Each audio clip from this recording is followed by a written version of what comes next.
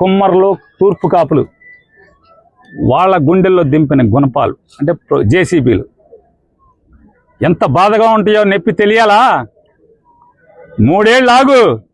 ఇదే బాపిరాజు కమిషనర్ని బందర్లో కమిషనర్గా తీసుకొచ్చి ఇంకా అతను 2034 దాకా ఉంటాడు సర్వీస్లో. బాపిరాజు చౌదరి గారు చంద్రబాబు నాయుడు గారి చుట్టం, గోపీచంద్ గారికి చుట్టం.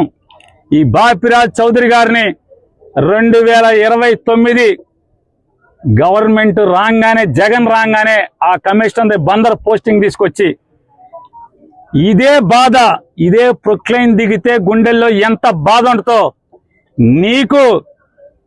నిన్ను ఆడిస్తున్న నీ పెన్ డ్రైవ్లన్నీ కూడా సేఫ్ లాకర్లో దాచుకుని నిన్ను తోలుబొమ్మలాగా ఆడిస్తున్నటువంటి ఆడికి ఇద్దరికి ఈ జేసీబీ బకెట్లు దిగితే ఎంత బాధ ఉంటుందో చూపించకపోతే కొల్లు రవీంద్ర చూసుకో.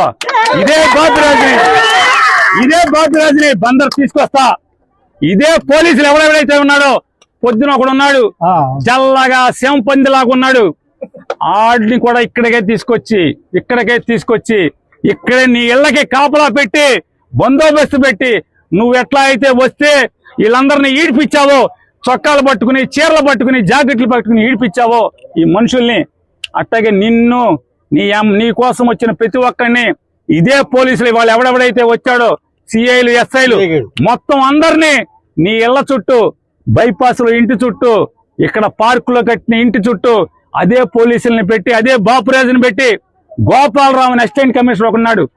ఎవరెవరైతే ఈ పాడు పనులు, తప్పుడు పనులు ఇన్వాల్వ్ అయ్యారో నోటీసులు ఇవ్వకుండా, ఏసీపీ నీ ఇంటికి ప్లాన్ లేదు, నీ ఇల్లు ఎక్కడో నాకు తెలుసు, నీకు తెలుసు. అలాగే TPO, TPS assistant commissioner Gopalarao, నువ్వు బందర్ వదిలి వెళ్ళిపోతావేమో.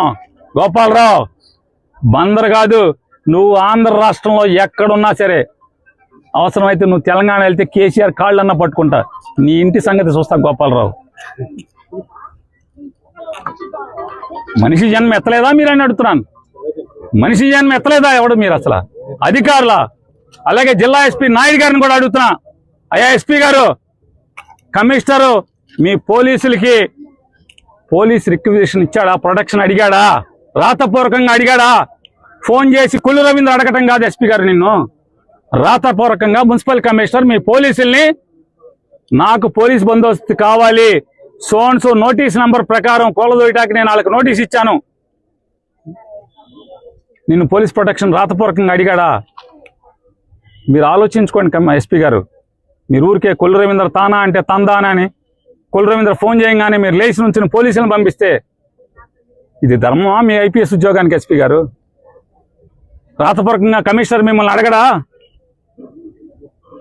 మీరు అడిగితే కనుక అది మీడియాకి రిలీజ్ చేయండి.